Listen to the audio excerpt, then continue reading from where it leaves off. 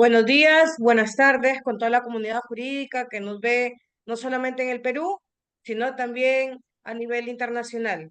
En esta oportunidad, en la sesión número 16 de nuestro programa Cafeteando Jurídicamente de la Asociación Jurídica de Derecho en Línea, tengo el honor de presentar al expositor Eloy Andrés Espinosa Saldaña Barrera, quien el día de hoy nos estará iluminando respecto a un tema muy contractual, tanto jurídicamente como socialmente. ¿Tiene solución la crisis venezolana? El día de hoy estará disipando ciertas interrogantes respecto a este tema. Quisiera comentarles también que el doctor Eloy Andrés Espinosa Saldaña Barrera es ex vicepresidente del Tribunal Constitucional del Perú. Además, es doctor con mención sobresaliente summa cum laude. Tiene premio extraordinario por la UNED de Madrid, España. Es postdoctor en Derecho por la Universidad de Bolonia, Italia. Es profesor visitante o conferencista invitado en el Instituto Max Planck, el Tribunal Constitucional Federal Alemán, el Ministerio de Relaciones Exteriores y la Fundación Konrad Adenauer, Alemania. Y además es perito por la Comisión Interamericana de Derechos Humanos. En esta oportunidad, doctor, le doy el pase para que nos presente los argumentos de que si tiene solución o no la crisis venezolana. Muchas gracias, Maricielo. Siempre es un gusto, un placer estar en las actividades que coordina la Asociación Derecho en Línea. Gracias a ti, a Cristian y a todo el gran equipo, siempre muy activo, que trata de desarrollar temas de actualidad. Y bueno, eso es lo que nos toca ver ahora. Eso es lo que vamos a ver. Que si tiene solución o no la crisis venezolana, pero algunos se preguntarán. Y voy a comenzar con eso, si me permite. ¿Por qué, teniendo tantos problemas en el Perú, en este momento nos estamos preocupando por lo que ocurre en Venezuela?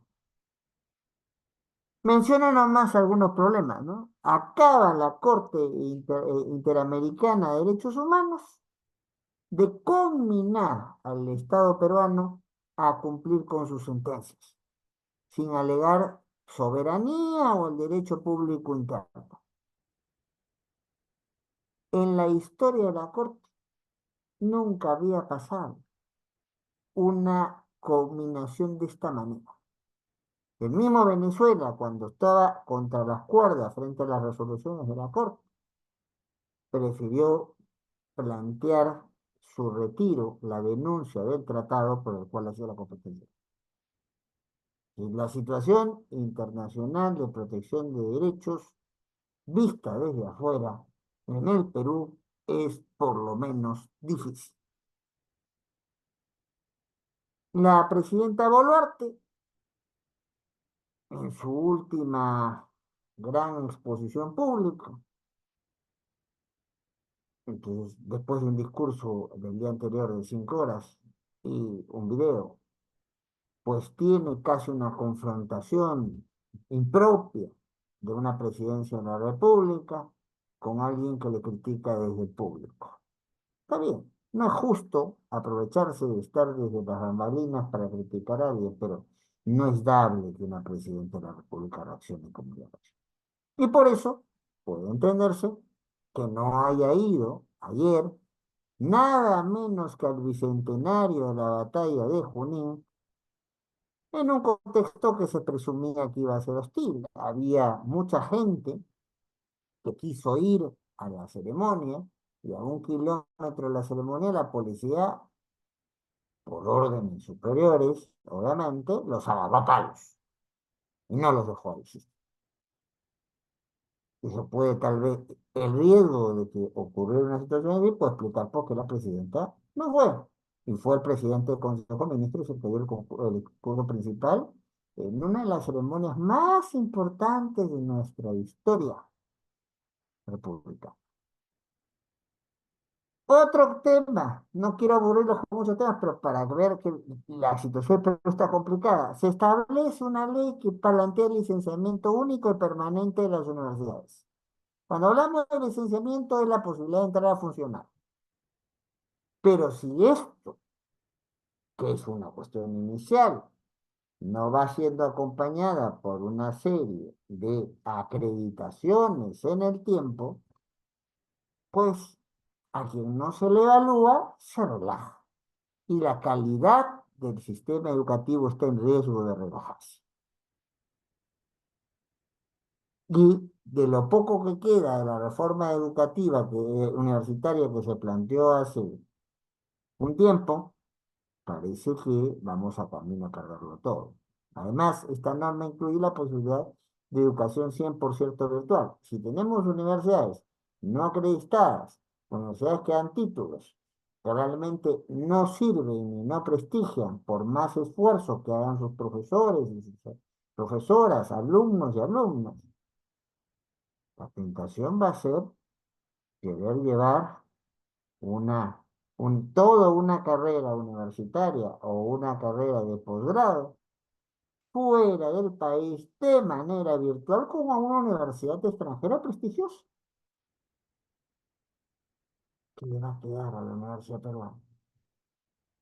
El índice de inseguridad ciudadana entonces va aumentando, independiente de todos los esfuerzos que se han mencionado en el reciente discurso presidencial. Y hoy la minería ilegal, la tala ilegal, mueven más dinero y son más peligrosas para el ejercicio de los derechos que el mismo narcotráfico. Para no abundar en situaciones, hay una que nos toca directamente. Probablemente desde octubre sea mucho más difícil hacer reuniones como las que genera Derecho Niño. ¿Por qué? Porque acaba de aprobarse una ley que tendrá en vigencia en octubre que obliga a que todos y todas las que tengamos formalmente acceso a coberturas venidas por Internet, no domiciliadas, o sea, que no se han generado estas coberturas en el país, tengamos pues que pagar un impuesto general, 18%. Y ustedes dirán, ¿cuál es la importancia de esto?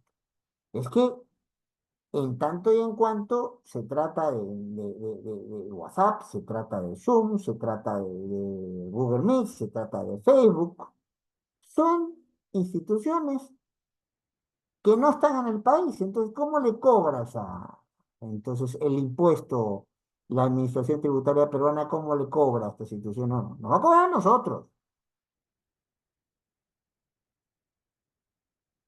Y para cobrarnos, porque calculan que van a recibir entre 800 y 1.000 millones de soles no va a ser tanto. ¿Por qué? Porque al cobrarnos directamente, dicen que nos van a cobrar si no queremos pagar a la buena, nos cobran por la tarjeta de crédito, de débito que tengamos en algún banco. ¿Qué va a pasar? Todos sabemos lo que va a pasar.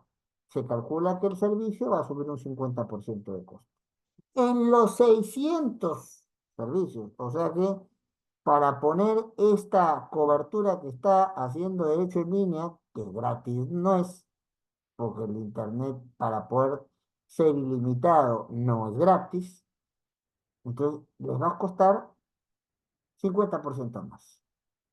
Y en el Perú todos sabemos lo que hay. Todos sabemos que hay un montón de coberturas de plataformas no formales, por no decir el término muy peruano, de piratas. ¿Qué va a hacer la gente si se aplica esta norma en octubre? ¿Se va a mantener la cobertura formal en un país que ya es informal o se va a informalizar más? Bueno, y alguien diría, con todos estos problemas que se tienen, ¿por qué tanta preocupación en los amigos y hermanos y hermanas venezolanos?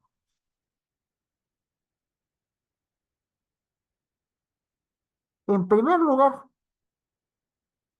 hay que tener claro un dato.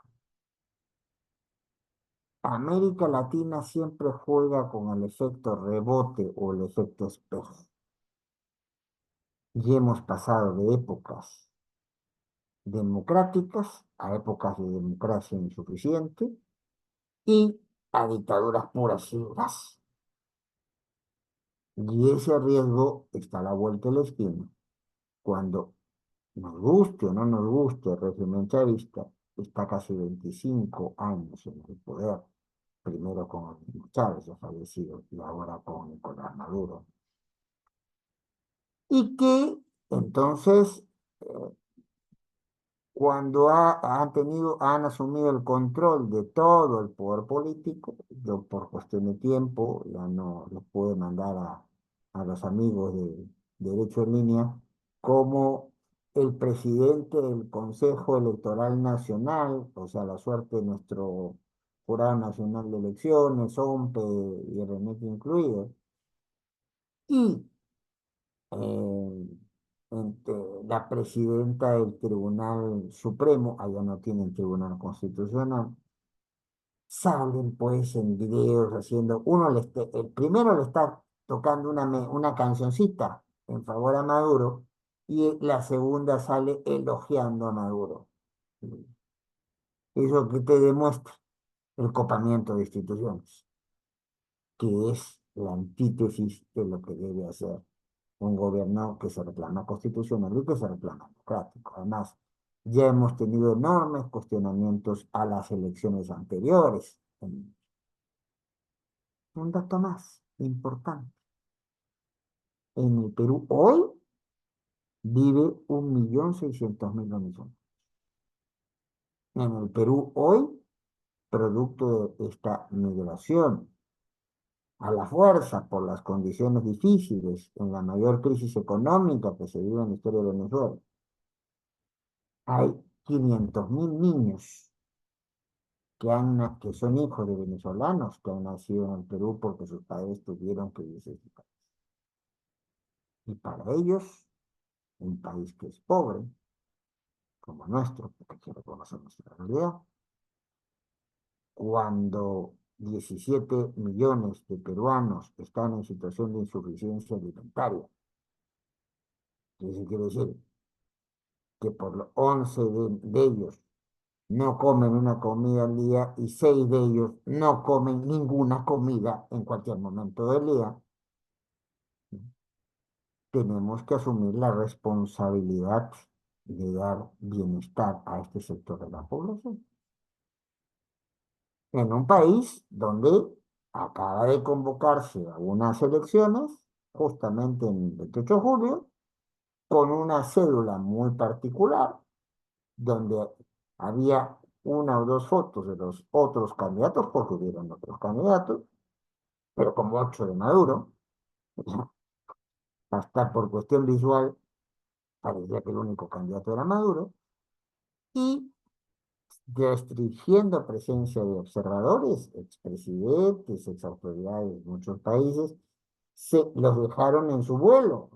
Está el caso entonces de expresidentes que estaban en el aeropuerto de Panamá y al vuelo no lo dejaron salir. ¿Para qué? Porque iban como veedores, como supervisores, para asegurar que el proceso fuera transparente.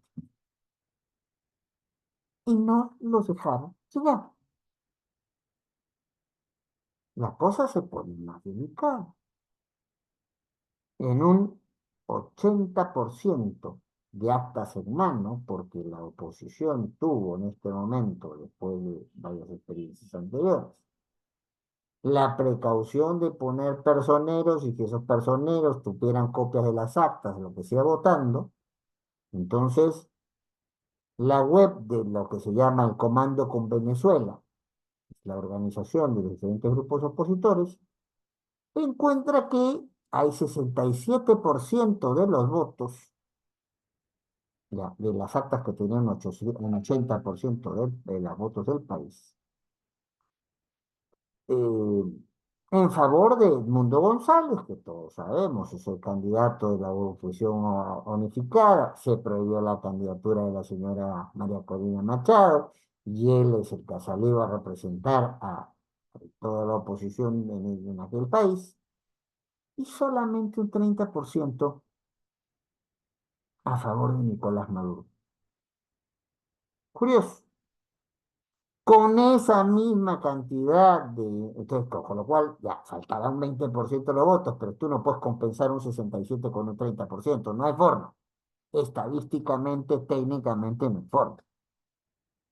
Sin embargo, el Consejo Nacional Electoral Venezolano, sí, el presidido porque le estaba dedicando una cancioncita a Maduro y está en YouTube para que lo vea todo el que quiera verlo, ¿ya? Con el mismo número de votos escrutados, lo que va a señalar es que Maduro gana con 51,2% y Edmundo González se queda con 41,2%. Que alguien me lo explique facilito en términos técnicos. Acá no estamos hablando ni estamos haciendo política, al menos política partida. Yo no soy un político, yo soy un técnico. Pero objetivamente he estudiado estadística y no se puede a veces un cambio tan directo como este. Las críticas no se han dejado esperar.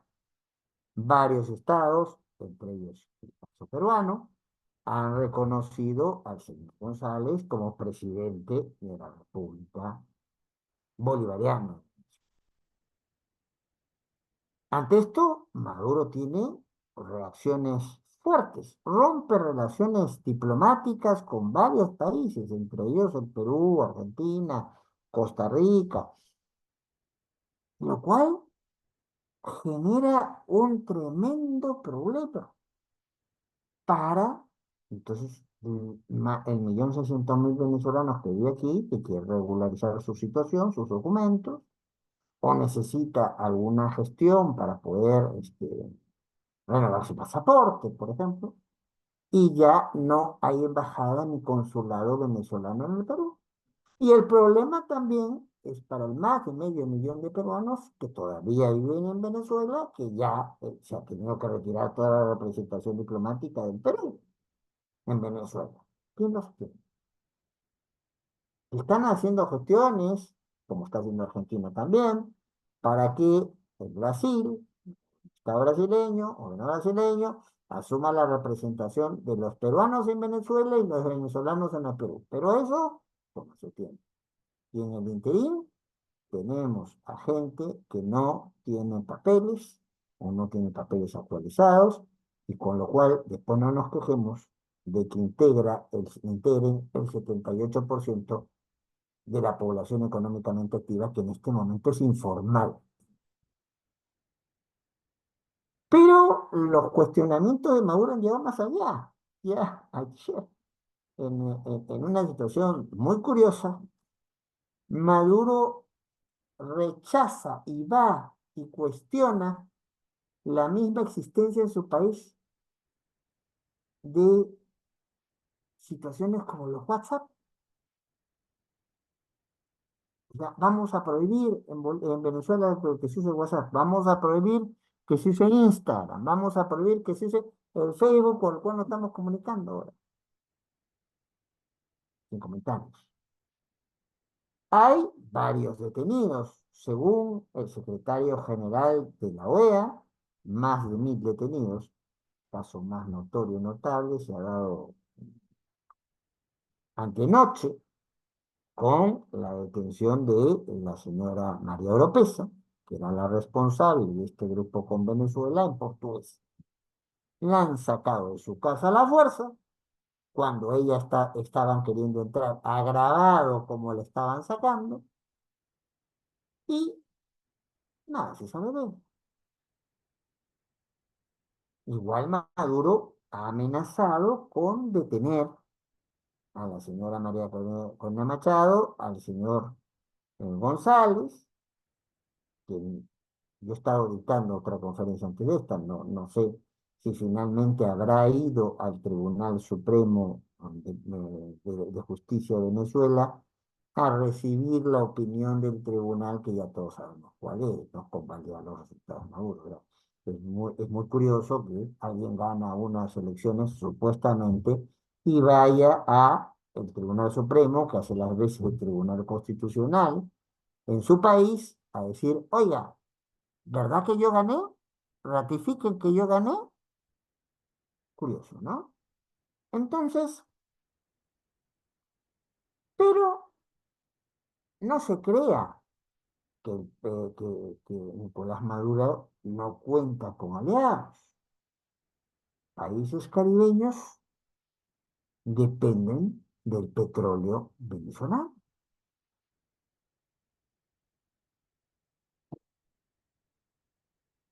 No tienen más que para poder exhibir cuestiones de turismo y poco más. Son países chiquititos, muchos de ellos y demás. Entonces, hoy una de las principales fuentes de energía en el mundo es el petróleo. ¿Quién se las da? Uno de los principales productores de petróleo en el mundo, que sigue siendo Venezuela. Y ahí el petróleo se maneja desde una empresa estatal. O sea, no es que en particular tenga una concesión o que se haya privatizado. No, no, no, no. Es una empresa estatal la que vende el petróleo y que la coloca con precios especiales en países como los caribeños para ganarse, digámoslo en ciertos términos, su simpatía. Y eso explica cómo cuando se lleva el tema para pedir en una moción en la Asamblea de la OEA, la Organización de Estados Americanos, pedir que plantear una moción que lo que buscaba es que Maduro ponga a disposición, bueno, el Consejo Electoral Nacional de Venezuela ponga a disposición las actas, que tienen copia la oposición, pero que ponga la autoridad electoral las actas a disposición para ver si es fraude o no es fraude. Los países caribeños votan en contra. Algún país importante en contexto latinoamericano como México no va a las y países significativos como Brasil, Colombia, entonces y algún otro más se abstienen. Se necesitaba 18 votos para sacar la moción que le obligaba a las autoridades venezolanas a poner a disposición las actas de estas elecciones cuestionables y cuestionables. Solo se tuvieron 17 por las situaciones que acabo de explicar.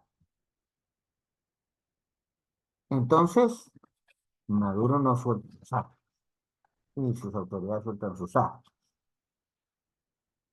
Sigue la amenaza de detener a la señora Machado, sigue la amenaza de detener a González. De hecho, se han detenido una serie de autoridades y personas. Y, pero, aparte de esto, Maduro no solo cuenta con apoyos en países caribeños. El Foro de Sao Paulo, o lo que queda de él, Chile, Brasil, Colombia, está México, está jugando a un rol de tratar de mediar, pero no cuestionar al gobierno de Maduro, que algunos países ya lo han reconocido como presidente a González, y la ayuda económica en compra de petróleo, por ejemplo, que hace Rusia y China es muy importante. No es, no son los principales compradores de petróleo, como voy a explicar después, pero es muy importante. Ahora, también hay contactos peligrosos, acreditados del gobierno venezolano. Diosdado Cabello, hombre fuerte de este gobierno, que ha sido vicepresidente de Venezuela, que ha sido presidente de la Asamblea Nacional, o sea, le hace el Congreso venezolano que armó la actual constitución vigente en ese país. Tiene indisimulables vinculaciones con el narcotráfico. En Venezuela se habla y en muchos países se acredita, por eso hay una serie de autoridades venezolanas, y entre ellas Diosdado Cabello, que están prohibidas por recomendación de la DEA, la Agencia de Protección contra el Narcotráfico que tiene los Estados Unidos, de tener visa para los Estados Unidos. La vinculación de Diosdado Cabello con un cártel de la droga, que es el llamado cártel de los soles, es a todas luces indiscutible.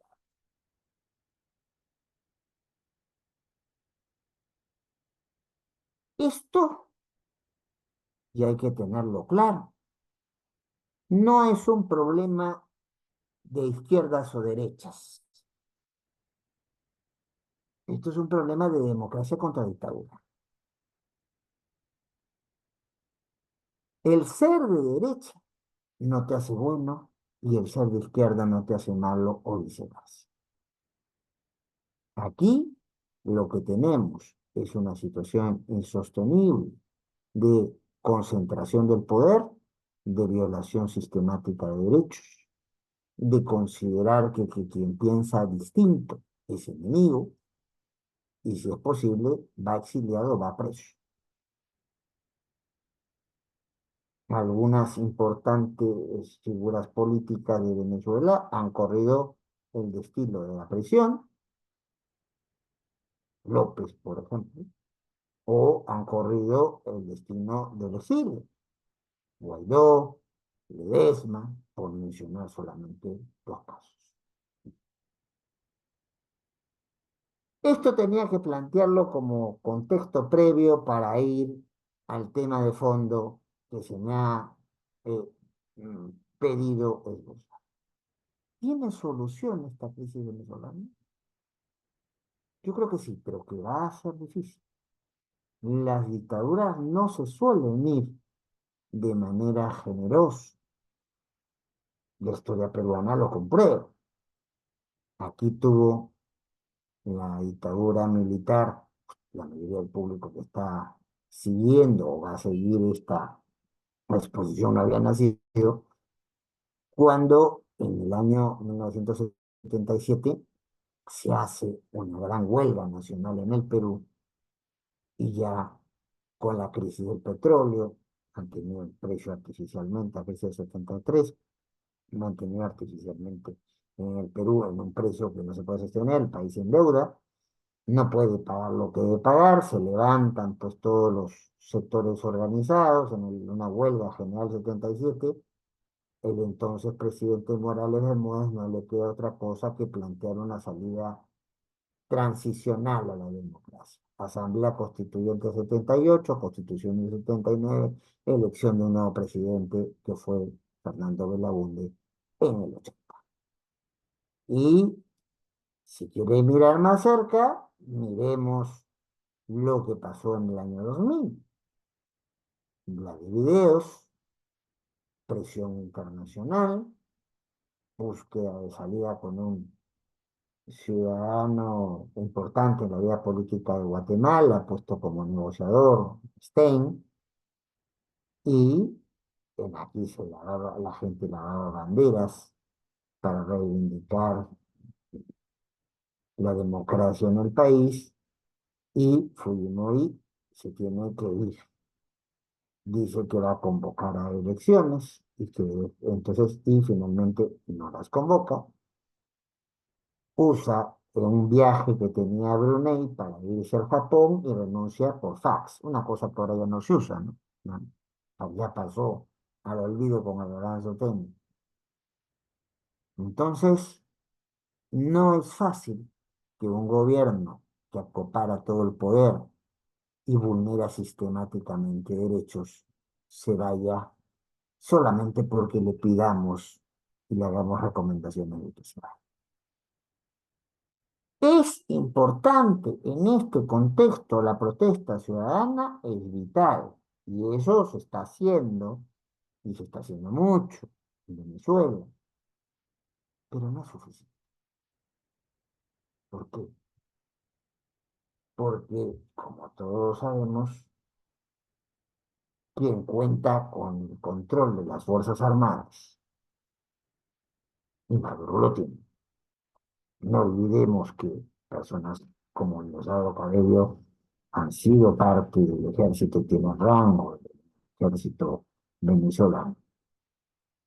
Entonces, no es fácil irse, ¿no? No es fácil que te saquen, porque finalmente tú tienes toda la infraestructura de las Fuerzas Armadas, muchas veces usadas para el bien, para el mejor de la comunidad, pero en estos casos utilizadas para reprimir sistemáticamente. No estoy hablando de un dato que me he inventado. El secretario general de la Organización de Estados Americanos, un tipo que no es políticamente derecha, era un tipo que fue canciller, o sea, ministro de Relaciones Exteriores del gobierno uruguayo, que era un gobierno del Frente Amplio, de un frente de izquierdas, o sea, un tipo de izquierda, denuncia que hay más de 1.000 detenidos en este momento. Ya. Pero hay mecanismos para poder presionar. Dato que no hay que tener presente. Venezuela es petróleo dependiente. Y si bien buena parte de su petróleo los vende a China y lo ha hipotecado con China, también lo vende a Rusia, dato curioso. El principal comprador de petróleo venezolano, entre un tercio y entre 30% y un tercio, es o son los Estados Unidos.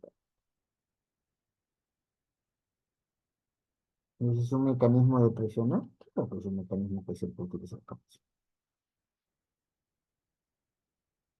Si Venezuela no vende su petróleo, se termina de ahogar.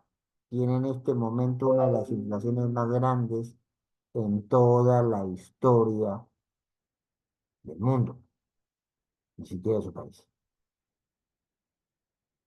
Brasil y Estados Unidos están buscando básicamente una salida mediada. ¿Por qué Brasil? Porque es la sexta economía del mundo, es el país con, digamos, visto geopolíticamente como el más poderoso en toda América Latina. Entonces, los países con democracias imperfectas, sin duda, tratan de buscar que Brasil sea un puente, sobre todo si Brasil tiene un gobierno en este momento de izquierdas con Lula, que ha sido muy próximo siempre al chavismo, pero que en este momento ha salido a reclamar, no quiso firmar la moción, se abstuvo, pero ha salido a reclamar que el gobierno venezolano y sus autoridades tienen que mostrar las actas para ver si ganan las elecciones o no. Entonces, ¿hay capacidad de presión? Sí. ¿Hay capacidad de negociación? Sí. ¿Hay resistencia interna que hay que apoyar y potenciar? Sí.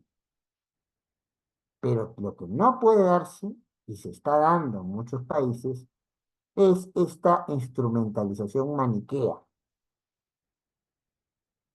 del drama venezolano, de los venezolanos que están allá y los venezolanos que están aquí. No se puede pedir democracia en Venezuela cuando tenemos en otros países prácticas claramente antidemocráticas,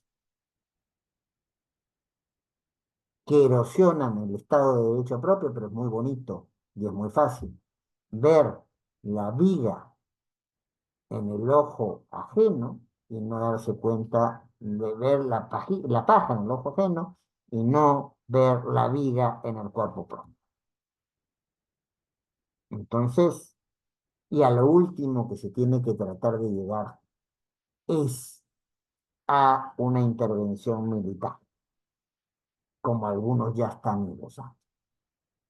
Que vayan, como han ido en muchos países del mundo, una misión de Naciones Unidas, entonces a resolver las cosas, sacando al gobernante que parece que se mantiene irregularmente en el poder, planteando unas nuevas elecciones o ratificando el verdadero resultado de las elecciones, pero eso sí no lo son. ¿Por qué? Porque ahí no pierde nada, porque ahí no pierde de boca, ahí lo que pierde a la población venezolana. Y se corre el riesgo de convertir más bien a Maduro y a su gente en un grupo de mártires frente al ataque internacional y una mala comprensión de la soberanía y una mala comprensión de la autodeterminación de los pueblos puede llevar a justificar lo injustificable. Y como repito, aquí no es que alguien es bueno por estar a las derechas o a las izquierdas.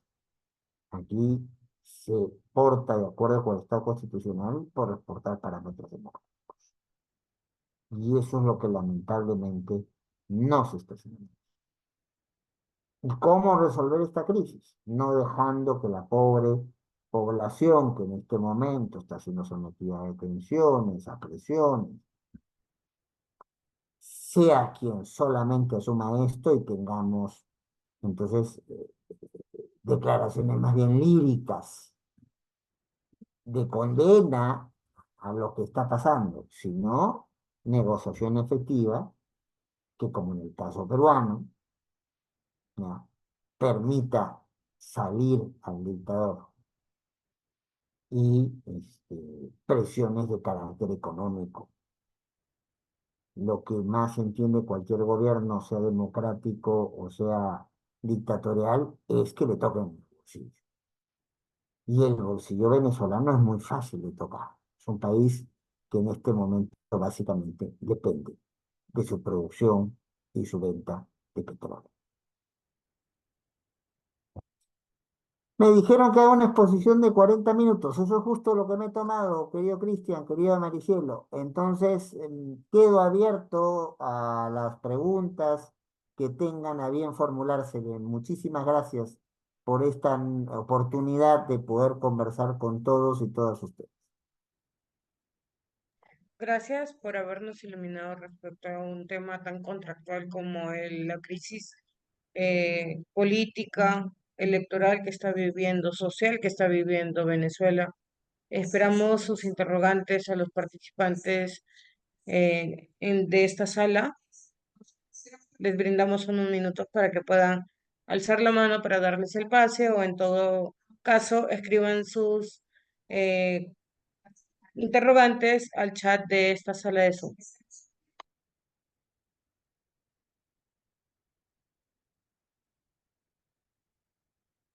Hay una mano levantada. Buenas John, noches, John. Adelante. ¿Qué tal? Buenas noches con todos, doctor. Muy buenas noches. Un placer, digamos, escucharlo en esta noche. Mi pregunta va en este caso, ¿cómo podría solucionarse esta crisis venezolana y cuál sería el rol que tendrían los organismos internacionales para poder controlar esta situación? Escuchaba hace unos días al secretario general de la OEA, el doctor Luis Almagro, que señalaba que la Fiscalía de la Corte, digamos, la Corte Penal Internacional de 2014 lleva investigando estos, digamos, supuestamente delitos de lesa humanidad que se están llevando en territorio venezolano y acusa justamente a Maduro de ser uno de los principales autores de eso, ¿no? Porque justamente se acordará usted que antes de uno de los discursos de las elecciones señalaba que si ganaba la oposición iba a haber un baño de sangre, que ¿cómo se llama? El pueblo venezolano iba a morir, ¿no? Y justamente tomaba estas declaraciones para después publicarlo el doctor Luis Almagro en su cuenta de ex, que señalaba que había aquí alevosía, había premeditación. Justamente la OEA iba a pedir a la Corte Penal Internacional una orden de captura digamos, por estas declaraciones y por las investigaciones que se llevan desde 2014 por parte de la Fiscalía de la Corte Penal Internacional, ¿no? ¿Cuál cree que ese es este rol importante que debe cumplir debe cumplir la OEA? O solamente es una frase populista que lanzó Luis Almagro para, digamos, calmar un poco lo que tanto se le pide a los organismos internacionales de actuar contra, digamos, contra estos repudios internacionales? Muchas gracias, doctor. muchas gracias, John, por tu interesante pregunta. A ver, la Corte Penal Internacional, que ya funciona desde algunos años, sí ha tenido casos de gobernantes o altos dignatarios que han cometido lo que se llama, porque no está previsto en el derecho interno, pero sí en el derecho internacional de derechos humanos, crímenes de lesa humanidad. Ha detenido alguno de ellos. Curiosamente, alguno de los detenidos para ser juzgados el día anterior aparece muerto en su celda, pero eso ya es motivo de especulaciones y puede ser motivo de otra exposición, como muchas de las cosas que hemos mencionado sobre el caso peruano. Hay que discutir sobre el tema de este tratamiento del streaming, hay que discutir con el público que está aquí viéndonos o nos va a ver, es un público universitario, sobre el licenciamiento de las universidades, son cosas que no se pueden dejar pasar. Pero, ¿qué es lo que pasa? Este requerimiento ya formulado, hasta donde tengo entendido por Almagro, lo que le impide es, entonces, a Maduro es salir de Venezuela, salvo que vaya a, comillas, Estados Unidos, porque lo que se genera es una orden de detención internacional. Entonces, si Maduro quiere darse una vuelta por Miami, pues obviamente lo van a meter preso y lo ponen a disposición de la Corte Penal Internacional. Ya no hablemos ya no hablemos de Miami, hablamos de cualquier país que esté dispuesto a cumplir los mandatos de la Corte Penal Internacional, que para eso se le ha dado competencia para que actúe. Y en la Corte Penal Internacional, en este momento, hay una peruana, la doctora Ibáñez, que cumple un rol muy importante dentro del funcionamiento de esta entidad. Ahora, ¿eso es necesario? Sí. ¿Suficiente? No. Porque la presión frente a una dictadura, sea de derechas, de izquierdas o de centros, la presión frente a una dictadura no puede ser solamente de carácter político institucional como la que está haciendo el secretario general Almagro. Tiene que ser una presión económica también. Si ya la población está levantada, si tienen menos recursos disponibles, la situación de quien gobierna se hace más insostenible.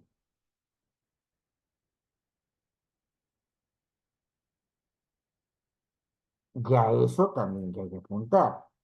Ahora, yo veo que el nivel de negociación que está buscando plantear una de las cancillerías o del Ministerio de Relaciones Exteriores más importantes de América Latina, que es la brasileña, conocida como Itamaraty, por un palacio antiguo donde están instalados. Van por buen camino. Nunca se había escuchado antes a Maduro declarar diciendo que está dispuesto a dialogar con los norteamericanos. Ahora, su lógica en principio dispuesto a negociar en base a el acuerdo de Qatar. ¿Cuál es el acuerdo de Qatar? En su momento, cuando tuvo ya Maduro problemas con un proceso electoral y una situación anterior, firma un documento internacional donde se compromete a ciertas pautas para legitimar democráticamente el ejercicio superior, de los cuales ha cumplido pocas. Pero ya el reconocer que ese documento existe y que esa es una pauta para poder negociar y negociar incluso con los Estados Unidos, del cual ha dicho cualquier cosa menos que bonito, es un avance importante. Lo económico es un avance importante. Lo que tenemos que tratar de, entonces, los organismos internacionales sirven, pero sirven, como pasó en el caso peruano, si no solamente hay un descontento interno, una legítima protesta interna, sino también si esa protesta se sostiene que fue lo que pasó en el caso peruano. Desde el 97, claramente ya había cuestionamientos al gobierno del entonces presidente Alberto Fujimori. Ya habían denuncias internacionales y presión interna. Había gente que marchaba, había gente que daba banderas, había gente que hacía ciertas prácticas con las cuales yo no estoy de acuerdo, eso de agredir a la gente poniéndole basura en la puerta porque hay que poner la basura en su lugar. Yo no estoy de acuerdo con esas fórmulas, ¿ya? Entonces, pero si esa presión interna tiene respaldo internacional, bueno, dos y dos suelen salir cuatro. De repente el problema no se va a resolver mañana, pero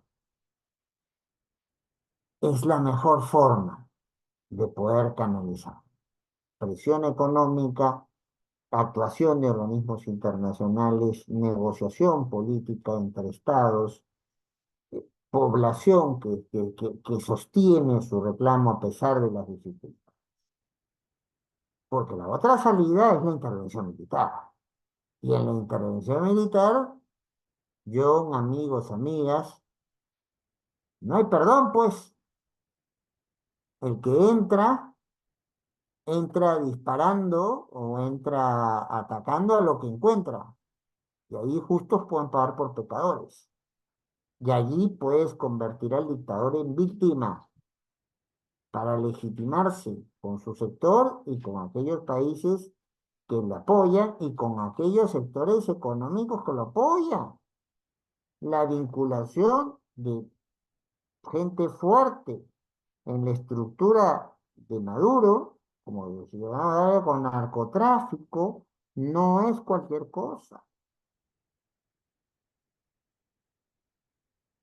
Entonces, creo que esos elementos pueden ayudar a llevarnos a una solución que probablemente no sea de inmediato lo que queramos, pero que no llegue a los extremos que tampoco queremos. Y aquí vuelvo a ser claro, no a la instrumentalización y al aprovechamiento político de otros países del drama de la población venezolana, tanto la que está dentro de su país como la que ha tenido que emigrar. No miremos la paja en el ojo ajeno cuando tenemos una vida detrás. Si uno no cumple prácticas democráticas en su país, mal hace en reclamar prácticas democráticas en otro,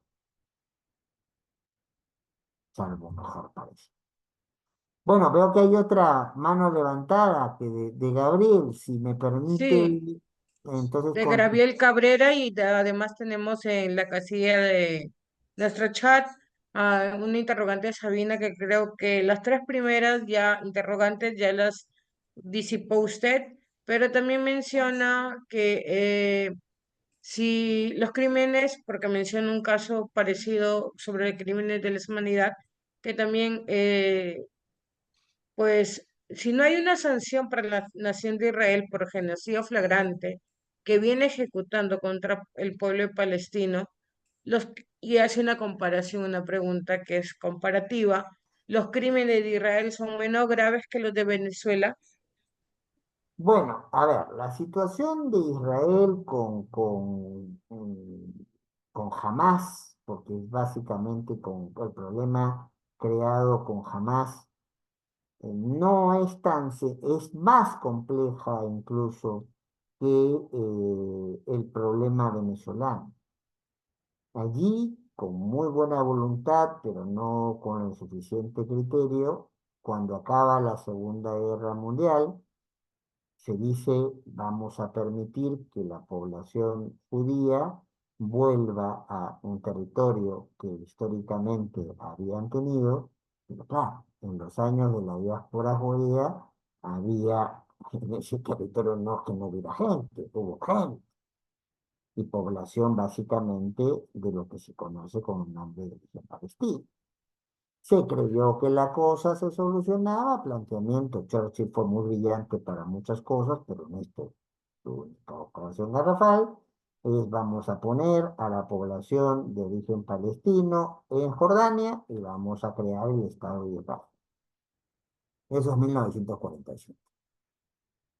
Y claro, explícale a quien ha querido volver durante muchos años a un lugar que no lo dejen instalarse y explícale a quien ha vivido muchos años en un sitio que lo saquen de allí o se convierte en subordinado. Y tenemos una guerra que está durando casi 60 años ahí, que ha tenido capítulos muy duros como la llamada Guerra de los 7 Días. Y sin duda, entonces jamás es, y no hay que negarlo, es un grupo terrorista.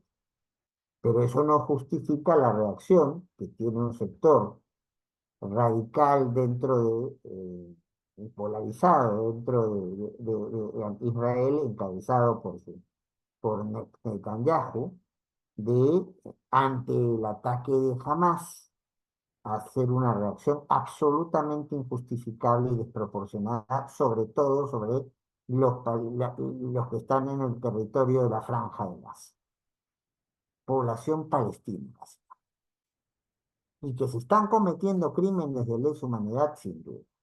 Pero ahí tenemos un problema adicional que no lo tenemos con Venezuela. El esquema interamericano, en cierto sentido, es más protector que el sistema universal.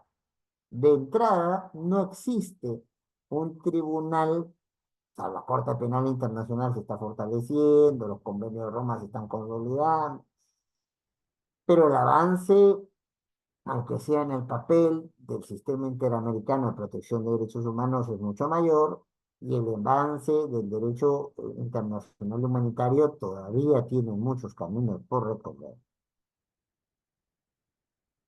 Tenemos una estructura en Naciones Unidas que se sustenta en un Consejo de Seguridad, donde están los que ganaron la guerra, la Segunda Guerra Mundial, como miembros plenos, y algunos otros que entran por cierto tiempo porque hay una elección interna dentro de la Asamblea de la ONU y entran.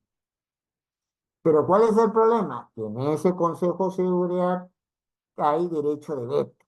Entonces, la capacidad de movilizarse, ya sea política, ya sea de presión económica, ya sea militar, de Naciones Unidas, está condicionado a la decisión del Consejo de Seguridad.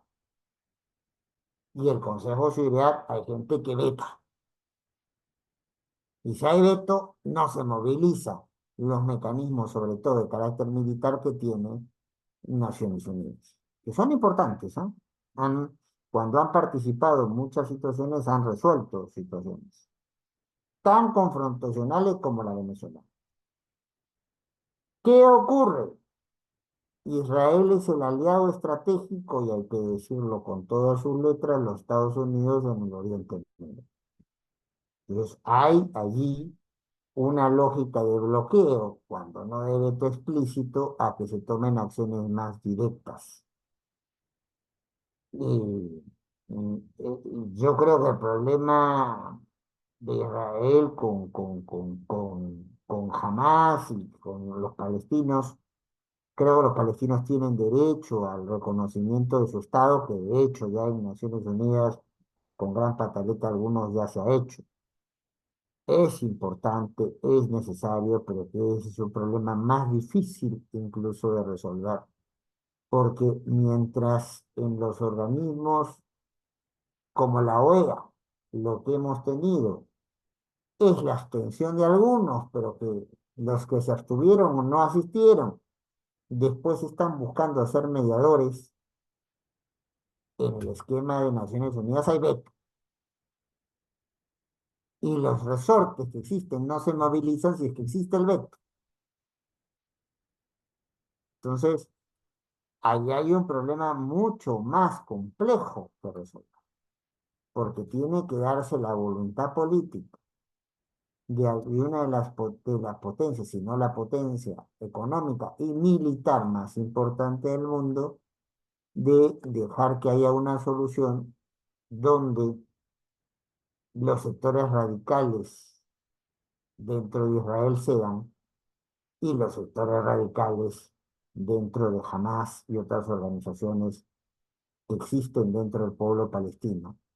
Hay gente brillante y valiosa en el pueblo palestino, pero también hay grupos como también en alguna época ciertas manifestaciones de Israel fueron declaradas como rechazadas por el grueso de Naciones Unidas.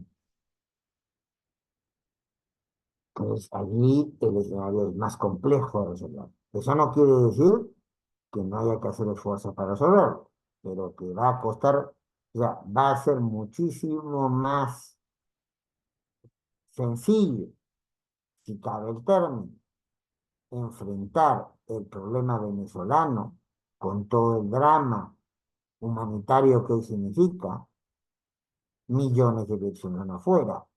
El Perú tiene 1.600.000, pero Colombia tiene más de 2 millones, ¿no? Entonces, ¿qué el problema existente allí en el Medio Oriente? No digo que no tenga solución, pero una cosa es tener 20, 24, 25 años de chavismo y otra cosa es tener casi 70 años de enfrentamiento, por no decir 80, ¿no? Entonces, no, no, no, no. No, veo que sí hay responsabilidad de violación de derechos, pero sin ser escéptico, veo muchísimo más difícil que se encuentre una solución en Medio Oriente antes que se encuentre una solución en Venezuela. Creo que hay otra pregunta, ¿no, Maricielo? Sí, por Sí, último, doc- en la ronda de sí, preguntas, Graviel sí. Cabrera, por favor. Buenas noches, doctor Espinosa. Gracias por permitirme participar. Mi pregunta es puntual.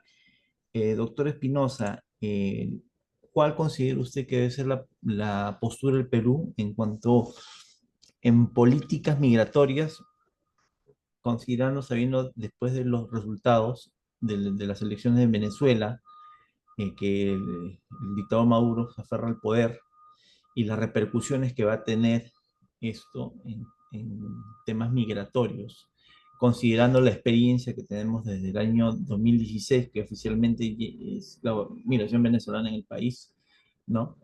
Y que no ha dado los resultados esperados y ha sido, bueno, en estos años, temas de aumento de, se ha agudizado la criminalidad, el empleo informal, ¿no? Sicariato y una serie de delitos, ¿no? Bueno, es que esto Muchas comienza, gracias. muchas gracias, Gabriel, muy interesante tu pregunta y todas las anteriores.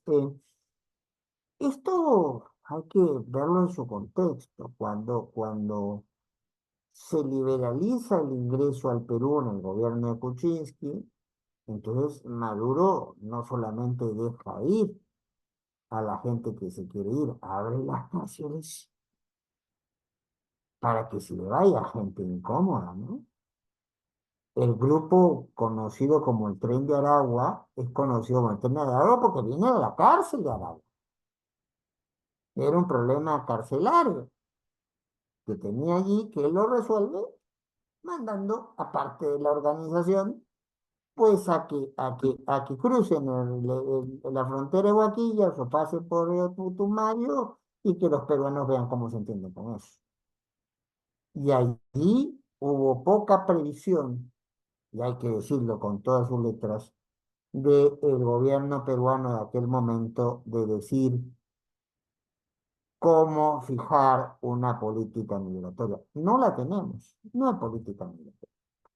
Aunque con esto pise muchos callos, no hay una política. Pero cuando se habla de una política migratoria es cuánta gente se puede, que esté en situación difícil de recibir, cómo se las puede recibir, cómo se las puede insertar en la sociedad, cómo se evitan situaciones como las que están pasando, que puedan, entre tantos venezolanas y venezolanas honestas, trabajadoras, que están haciendo mucho bien por nuestro país, se han filtrado pues algunos malos elementos, pues como eso se tiene que prever. No cualquiera puede pasar la frontera de cualquier manera. Tampoco tenemos una política de fronteras. No sé, Gabriel, no sé, amigos, Aquí los amigos de Derecho en Línea son de la zona de Amazonas y saben que la frontera que tenemos con el Ecuador es una verdadera coladera. No hay fronteras vivas. La gente muchas veces tiene que hacer servicios básicos en el Ecuador porque no los tiene en el Perú y uno cruza la frontera como Pedro por su casa. Entonces, no se han tomado las provisiones suficientes y no se ve, hemos escuchado 5 horas de discurso, visto un video y no se ha visto previsiones mayores. El tema Venezuela, yo tengo y he comentado y he pasado para mí, entonces en una entrevista anterior, una conferencia anterior, y he pasado en una revista electrónica que tengo las 79 páginas de discurso de la presidenta Boluarte. No hay una sola mención al caso venezolano. Y el mismo día que se decía, que dio el discurso, estaban haciendo las elecciones en Venezuela y ya estaban los problemas ahí cantados. Ya había observadores que no se habían dejado ir. Ya había un aproximado de actas que demostraban que Maduro no podía ganar esas elecciones y como bien ha comentado alguno de ustedes, no recuerdo si tú o alguno de los otros intervinientes, ya Maduro había adelantado que iba a haber ríos de sangre si perdía las elecciones. ¿Cómo no hay previsión para esto? Sí, me preocupa. Pues si la situación en Venezuela sigue como está, pues no vamos a tener relaciones con Venezuela, con lo cual problemas tremendos, no solo para los venezolanos que están aquí, sino para los peruanos que están en Venezuela. Recordemos que en una época de crisis, sobre todo los 80, hubo una migración muy fuerte de peruanos. Hay un libro muy valioso que ya se lee poco porque han pasado las épocas, que se llamaba Los que se fueron, que calculaba que en ese momento habían 2 millones de peruanos que se habían ido fuera por las dificultades que vivía el país, económicas, del terrorismo, etcétera, etcétera. Y ahora hay más de 3 millones de peruanos que viven en el extranjero. Y muchos, como Venezuela en los 80 tenían el boom por el petróleo, fueron a Venezuela. Algunos han podido regresarse, pero no todos. ¿Quién protege a esos peruanos que están en Venezuela? ¿Y cómo se atiende el problema de los millones de venezolanos que hay aquí? Previendo que si la crisis sigue, si la crisis que en Venezuela es institucional, es social, es política, es económica, allí no se venden las cosas como se venden acá, que uno puede comprarlas libremente en un ambulante, no hay racionamiento de la comida. O compra ilegal, por no decir informal, de las cuestiones de comer.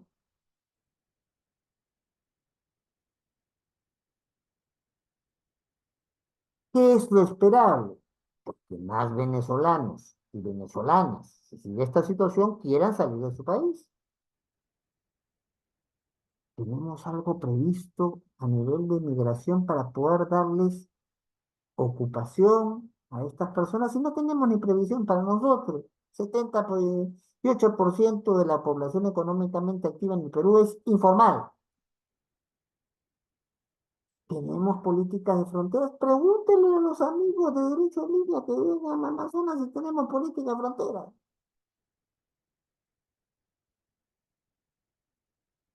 Veo un escenario muy complicado y donde no se están tomando las precauciones. A mí el discurso encendido, el discurso golpeando la mesa en una reunión internacional, no me impresiona, porque no es efectivo. No, primero porque no va con las prácticas internacionales, puede generar la solidaridad de los venezolanos que están, venezolanas que están en crisis, pero no resuelve su problema. Así no funciona la dinámica diplomática. Así no generas adhesiones, así generas reacciones como el rompimiento de relaciones, etcétera, etcétera. Y el problema no lo paga quien hace el discurso, el problema lo pagan los pobres ciudadanos venezolanos que están aquí y los pobres ciudadanos peruanos que están allá.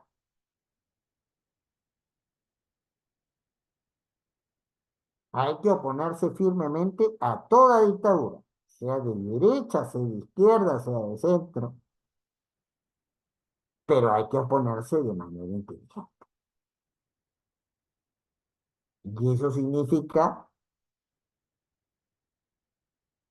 no solamente un discurso encendido, sino estrategias. Por ejemplo, hay muchos países que, por ejemplo, que aun cuando han roto relaciones, están buscando o han conseguido ya que países intermedios puedan sostener a su población que está en Venezuela. En Perú estamos muy empañados en eso. Hay países que, entonces, a los venezolanos que tienen allí y que no, en algunos casos, no son tantos como los que tenemos nosotros, han buscado ciertos mecanismos de protección. Y el trámite para, entonces, que Brasil, que con que se está conectando, asuma la representación de los asuntos peruanos en Venezuela y venezolanos en el Perú, no es un trámite sencillo, porque entre otras cosas requiere la aprobación del Ministerio de Relaciones Exteriores venezolano. A ver si lo quiere dar.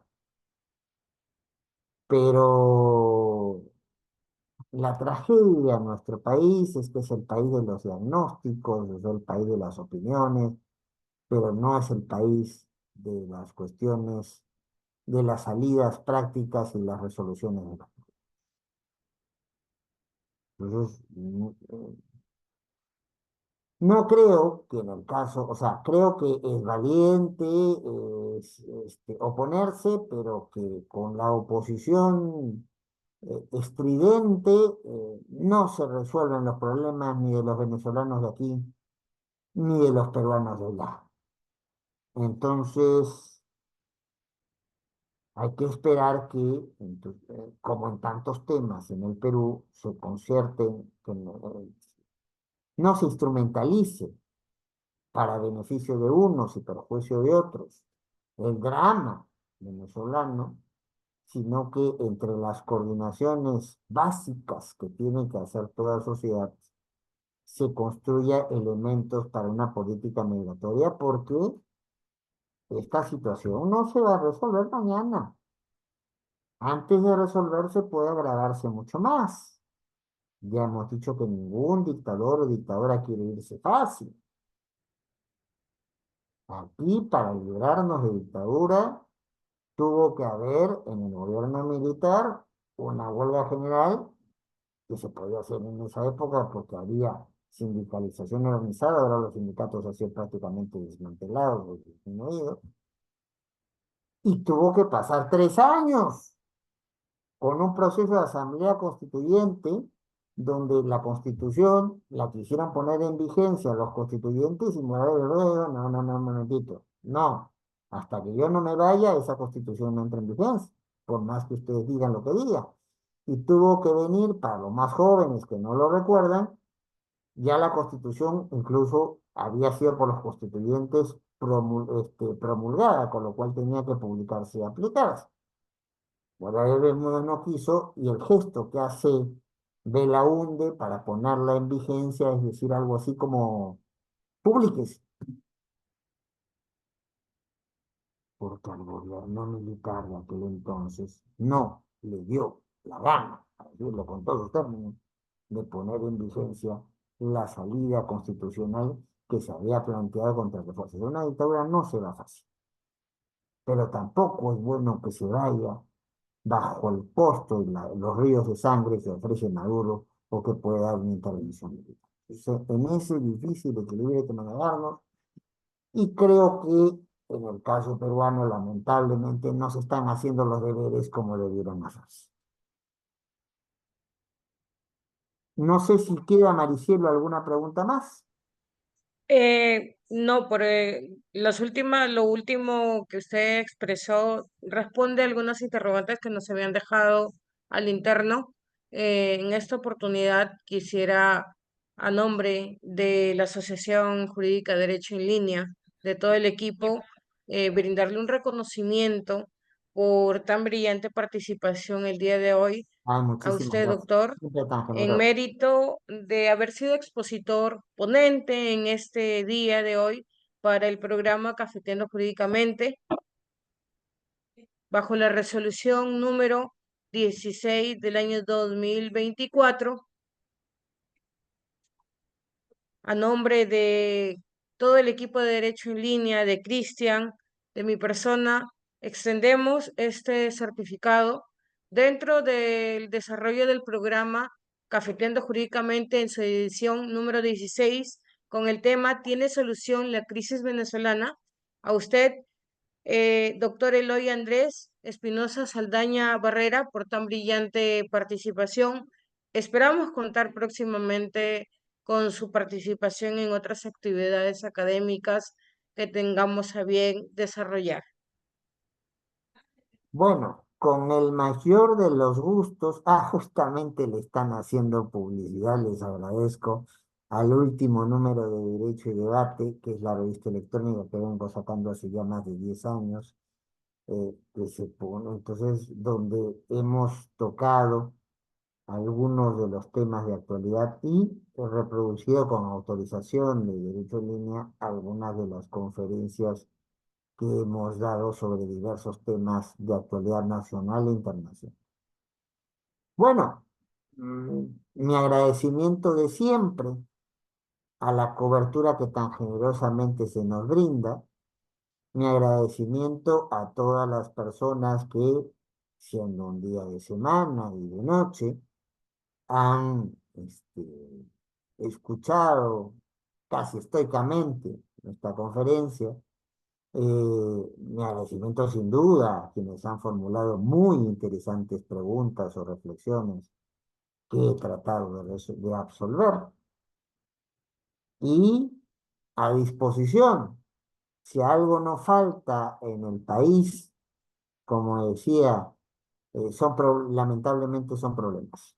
Mi maestro Néstor Sagüesa, a quien también dedico esta exposición, decía que del Perú se puede decir muchas cosas menos que es aburrido. Ahora yo añadiría que preferiría que fuera